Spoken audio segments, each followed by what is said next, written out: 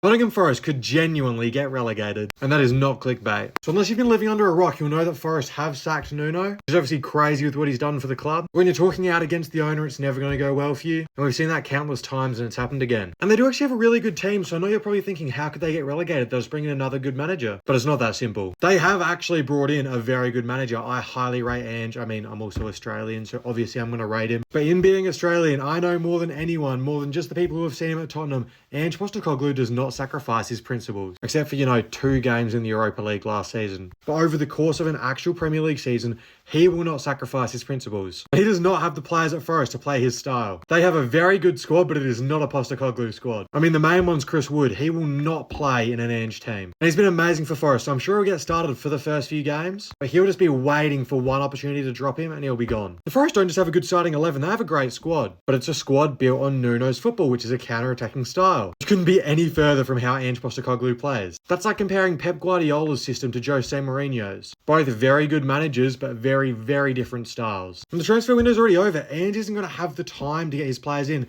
because if he's having a bad start, he'll get sacked before January. Because clearly Marinakis isn't afraid to sack his managers. But that's why I just don't understand the appointment in general. If you want someone like Postecoglou, you bring them in the start of the season. Now is not the time to bring him in. See, I'm genuinely worried for Forest, and if they go down with this team, they're going to be in financial strife. I mean, I'm sure they'll just have a fire sale, but they're not going to get much money for their players, and they have quality players. But hey, maybe Tottenham will end up getting Gibbs White after all for a cut fee.